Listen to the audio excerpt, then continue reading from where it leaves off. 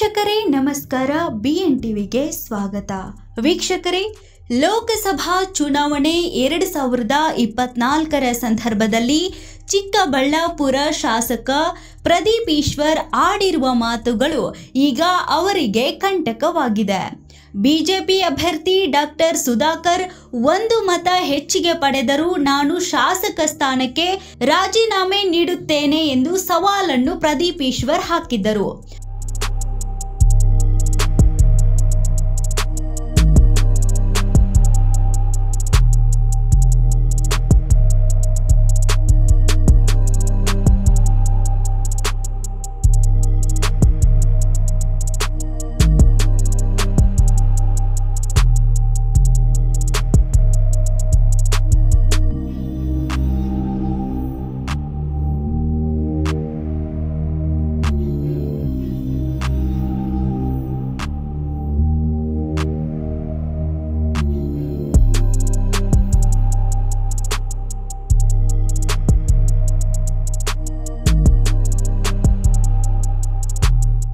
June 4ರಂದು ಫಲಿತಾಂಶ ಹೊರಬಿದ್ದಿದ್ದು, BJP ಅಭ್ಯರ್ಥಿ doctor Sudhakar 8,22,619 ಮತಗಳನ್ನು ಪಡೆಯುವ ಮೂಲಕ ಕಾಂಗ್ರೆಸ್ ಅಭ್ಯರ್ಥಿ ರಕ್ಷಾ ರಾಮಯ್ಯ ವಿರುದ್ಧ 1,63,460 ಮತಗಳ ಭಾರೀ ಅಂತರದಿಂದ ಗೆಲುವನ್ನು ಸಾಧಿಸಿದ್ದಾರೆ.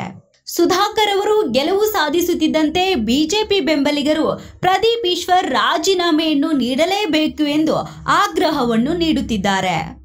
ಮಂಗಳವಾರ ರಾತ್ರಿ ಪ್ರದೀಪ್ ಈಶ್ವರ್ ಮನೆ ಮೇಲೆ ಕಲ್ಲು ತೂರಾಟ ಕೂಡ ನಡೆದಿದೆ. ಪ್ರದೀಪ್ ಈಶ್ವರ್ ಲೆಟರ್ ಹೆಡ್ನಲ್ಲಿ ರಾಜೀನಾಮೆ ಪತ್ರವನ್ನು ಟೈಪ್ ಮಾಡಲಾಗಿದ್ದು ಸಾಮಾಜಿಕ ಮಾಧ್ಯಮಗಳಲ್ಲಿ ಹಂಚಿಕೊಳ್ಳಲಾಗಿತ್ತು. ಇದು ಭಾರಿ ವೈರಲ್ ಕೂಡ ಆಗಿತ್ತು. ಬಾಲ್ಯದಿಂದಲೇ ಪುಣ್ಯಕೋಟಿ ಕಥೆಯನ್ನು ಆದರ್ಶವಾಗಿರಿಸಿಕೊಂಡು ಕೊಟ್ಟ ಮಾತು ಇಟ್ಟ ಹೆಜ್ಜೆ ತಪ್ಪಬಾರದು ಅನ್ನೋ ಮಾತನ್ನು ಪಾಲಿಸುತ್ತಾ ಬಂದವನು ನಾನು ಕೆಲವು ದಿನಗಳ ಹಿಂದೆ ಮಾಜಿ ಸಚಿವರಾದ ಡಾಕ್ಟರ್ ಕೆ ಸುಧಾಕರ್ ಅವರು ಲೋಕಸಭಾ ಚುನಾವಣೆಯಲ್ಲಿ ಚಿಕ್ಕಬಳ್ಳಾಪುರ ಕ್ಷೇತ್ರದಿಂದ ಒಂದು ಮತವನ್ನು ಲೀಡ್ ತೆಗೆದುಕೊಂಡರೆ ನಾನು ನನ್ನ ಶಾಸಕ ಸ್ಥಾನಕ್ಕೆ ರಾಜೀನಾಮೆ ನೀಡುವುದಾಗಿ ಸಾರ್ವಜನಿಕವಾಗಿ ಹೇಳಿರುತ್ತೇನೆ. ಸುಧಾಕರ್ ಅವರು ಸುಮಾರು 20,000 ಮತಗಳಿಂದ ನನ್ನ ಕ್ಷೇತ್ರದಲ್ಲಿ ಮುನ್ನಡೆ ಪಡೆದುಕೊಂಡಿರುವುದರಿಂದ ನಾನು ಹಿಂದೆ ಆಡಿದ ಮಾತಿಗೆ ಬದ್ಧವಾಗಿ ಸ್ವ ಇಚ್ಛೆಯಿಂದ ನನ್ನ ವಿಧಾನಸಭಾ ಸದಸ್ಯ ಸ್ಥಾನಕ್ಕೆ ರಾಜೀನಾಮೆಯನ್ನು ನೀಡುತ್ತಿದ್ದೇನೆ ಎಂದು ಹೇಳಿದ್ದಾರೆ. ಚಿಕ್ಕಬಳ್ಳಾಪುರ ಕ್ಷೇತ್ರದ ಲೋಕಸಭಾ ಚುನಾವಣೆಯಲ್ಲಿ ಕಾಂಗ್ರೆಸ್ ಅಭ್ಯರ್ಥಿ ಸೋಲಿನ ಬಗ್ಗೆ ಶಾಸಕ ಪ್ರದೀಪ್ ಈಶ್ವರ್ ಪ್ರತಿಕ್ರಿಯಿಸಿದ್ದಾರೆ. ನಾವು ನಮ್ಮ ಹೆಂಡತಿ ಮಕ್ಕಳ ಜೊತೆ ಆರಾಮಾಗಿ ಇರ್ತೀವಿ, ನೀವ್ಯಾಕೆ ನಮಗೋಸ್ಕರ ಹೊಡೆದಾಡ್ತೀರಾ, ಯಾಕೆ ಸುಮ್ಮನೆ ಬಟ್ಟೆಯನ್ನು ಹರಿದುಕೊಳ್ಳುತ್ತೀರಾ ಎಂದು ಕಾರ್ಯಕರ್ತರನ್ನು ಕೇಳಿದ್ದಾರೆ. ಕ್ಷೇತ್ರದಲ್ಲಿ ಡಾಕ್ಟರ್ ಕೆ ಸುಧಾಕರ್ಗೆ 1 ವೋಟ್ ಲೀಡ್ ಬಂದರೂ ರಾಜೀನಾಮೆ ಕೊಡುವುದಾಗಿ ಹೇಳಿದ್ದರಿಂದ ಪ್ರದೀಪ್ ಈಶ್ವರ್ ರಾಜೀನಾಮೆಗೆ ಒತ್ತಾಯಗಳು ಕೇಳಿಬಂದಿದ್ದವು. ಹೀಗಾಗಿ ಬಿಗಿ ಪೊಲೀಸ್ ಬಂದೋಬಸ್ತ್ನಲ್ಲಿ ಶುಕ್ರವಾರ ನಮಸ್ತೆ ಚಿಕ್ಕಬಳ್ಳಾಪುರ ಕಾರ್ಯಕ್ರಮವನ್ನು ನಡೆಸಲಾಯಿತು.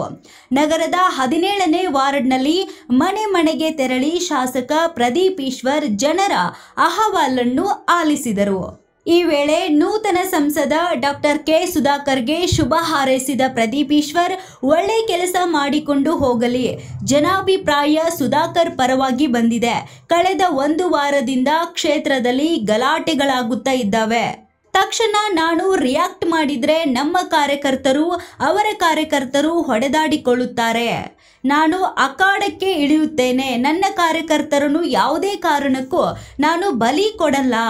ನನ್ನ ಅಸ್ತಿತ್ವದ ಪ್ರಶ್ನೆ ನಾನೇ ಕಾಪಾಡಿಕೊಳ್ಳುತ್ತೇನೆ ಎಂದು ಹೇಳಿದರು. ಸೋಷಿಯಲ್ ಮೀಡಿಯಾದಲ್ಲಿ ಫೇಕ್ ರಾಜೀನಾಮೆ ಪತ್ರ ಹರಿಬಿಟ್ಟಿದ್ದಾರೆ. ಮೈಸೂರಿನ ಅವಿನಾಶ್ ಜೊತೆ ಇನ್ನಿಬ್ಬರು ಹುಡುಗರು ಈ ರೀತಿ ಮಾಡಿದ್ದಾರೆ. ಫೇಕ್ ರಾಜೀನಾಮೆ ಲೆಟರ್ ಹರಿಬಿಟ್ಟಿರುವ ಬಗ್ಗೆ ಪೊಲೀಸರು ತನಿಖೆ ಮಾಡುತ್ತಿದ್ದಾರೆ ಎಂದು ತಿಳಿಸಿದರು. ಕ್ಷೇತ್ರದಲ್ಲಿ ಪಕ್ಷದ ಸೋಲಿಗೆ ಪರೋಕ್ಷವಾಗಿ ರಕ್ಷಾ ರಾಮಯ್ಯಗೆ ವಿರುದ್ಧ ಅಸಮಾಧಾನ ಹೊರಹಾಕಿದ ಶಾಸಕ ಪ್ರದೀಪ್ ಈಶ್ವರ್ ಸುಧಾಕರ್ ವಿರುದ್ಧ ಅಖಾಡದಲ್ಲಿ ನಾನು ಇದ್ದಿದ್ದರೆ ಅದರ ಕತೆ ಬೇರೆ ಆಗ್ತಿತ್ತು. ಎಲ್ಲರೂ ಪ್ರದೀಪ್ ಈಶ್ವರ್ ಆಗಕ್ಕೆ ಸಾಧ್ಯ ಇಲ್ಲ. ಇನ್ನು ಮುಂದೆ ನಾನೇ ಮನೆ ಮನೆಗೆ ಸುತ್ತುತ್ತೇನೆ, ಕಾರ್ಯಕರ್ತರನ್ನು ಬಲಪಡಿಸುತ್ತೇನೆ. ಕಾಂಗ್ರೆಸ್ ಪಕ್ಷ ದೊಡ್ಡದಾಗಿದೆ, ಪ್ರದೀಪ್ ಈಶ್ವರ್ ಅಲ್ಲ. ನನ್ನಂತಹ ಅಹಿಂದ ಹುಡುಗರ ರಕ್ಷಣೆ ಸಿಗಬೇಕಾದರೆ ಕಾಂಗ್ರೆಸ್ ಉಳಿಯಬೇಕು.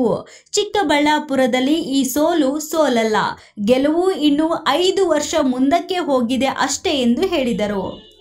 ಇನ್ನು ರೇಣುಕಾಸ್ವಾಮಿ ಹತ್ಯೆ ಪ್ರಕರಣದ ಬಗ್ಗೆ ಪ್ರದೀಪ್ ಈಶ್ವರ್ ಅವರು ಪ್ರತಿಕ್ರಿಯೆಯನ್ನು ನೀಡಿದ್ದಾರೆ. ಕೇಸ್ನಲ್ಲಿ ಯಾವುದೇ ರಾಜಕೀಯ ಹಸ್ತಕ್ಷೇಪ ಇಲ್ಲ. ರೇಣುಕಾಸ್ವಾಮಿ ಹತ್ಯೆಯನ್ನು ನಾನು ತೀವ್ರವಾಗಿ ಖಂಡಿಸುತ್ತೇನೆ. ತಪ್ಪಿತಸ್ಥರು ಯಾರೇ ಇದ್ದರೂ ಕಾನೂನು ಕ್ರಮವನ್ನು ತೆಗೆದುಕೊಳ್ಳಲೇಬೇಕು. ಬೆಂಗಳೂರಿನ ಪೊಲೀಸರು ಬಲಿಷ್ಠವಾಗಿದ್ದಾರೆ. ಕಾನೂನಿಗಿಂತ ದೊಡ್ಡವರು ಈ ಭೂಮಿ ಮೇಲೆ ಯಾರೂ ಇಲ್ಲ.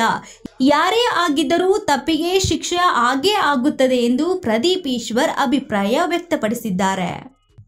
ಪ್ರದೀಪ್ ಈಶ್ವರ್ ಅವರು 1 ವಾರ ಮಾಧ್ಯಮಗಳಿಂದ ದೂರ ಉಳಿದಿದ್ರು.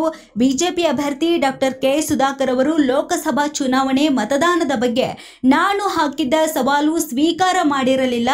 ನನ್ನ ಸವಾಲು ಸ್ವೀಕರಿಸುತ್ತಿದ್ದರೆ ನಾನು ರಾಜೀನಾಮೆ ನೀಡುತ್ತಿದ್ದೆ ಎಂದು ಜಾರಿಕೊಳ್ಳುವ ಮಾತುಗಳನ್ನು ಆಡಿದ್ದಾರೆ. ಲೋಕಸಭಾ ಚುನಾವಣೆಯಲ್ಲಿ ಚಿಕ್ಕಬಳ್ಳಾಪುರದಲ್ಲಿ ಬಿಜೆಪಿ ಹಣದ ಹೊಳೆಯನ್ನೇ ಹರಿಸಿದೆ. ಬಿಜೆಪಿಯವರು ನಾನು ರಾಜೀನಾಮೆ ಕೊಡಬಹುದು ಅಂತ ಕಾಯುತ್ತಿದ್ದಾರೆ. ನಾನು ರಾಜೀನಾಮೆ ಕೊಟ್ಟರೆ ನೆಮ್ಮದಿಯಾಗಿ ಇರಬಹುದು ಅಂದುಕೊಂಡಿದ್ದಾರೆ. ಆದರೆ ನಾನು ಅವರಿಗೆ ಯಾವುದೇ ರೀತಿಯಾದಂತಹ ನೆಮ್ಮದಿಯನ್ನು ಕೊಡಲ್ಲ ಎಂದಿದ್ದಾರೆ. ಕಾಂಗ್ರೆಸ್ ಪಕ್ಷ ನನಗೆ ಮುಖ್ಯ. ಗ್ಯಾರಂಟಿ ಯೋಜನೆಗೂ ಈ ಚುನಾವಣೆಯನ್ನು ಉದ್ದೇಶಿಸಿ ನೀಡಿಲ್ಲ. ಯಾವುದೇ ಕಾರಣಕ್ಕೂ ಗ್ಯಾರಂಟಿ ಯೋಜನೆಗಳನ್ನು ನಿಲ್ಲಿಸುವುದಿಲ್ಲ ಎಂಬ ಭರವಸೆ ನನಗೆ ಇದೆ. ಜನರು ಆತಂಕ ಪಡಬೇಕಿಲ್ಲ ಎಂದು ಪ್ರದೀಪ್ ಈಶ್ವರ್ ಹೇಳಿದ್ದಾರೆ. ನೀವು ಯಾವ ಲೆಕ್ಕ ನೀಡುತ್ತಿದ್ದೀರಾ ಎಂದು ಕೆಲ ನೆಟ್ಟಿಗರು ಪ್ರಶ್ನೆ ಮಾಡುತ್ತಿದ್ದಾರೆ. ರಾಜೀನಾಮೆ ನೀಡಿ ನಿಮ್ಮ ಬಲ ಪ್ರದರ್ಶನ ಮಾಡಬೇಕಿತ್ತು.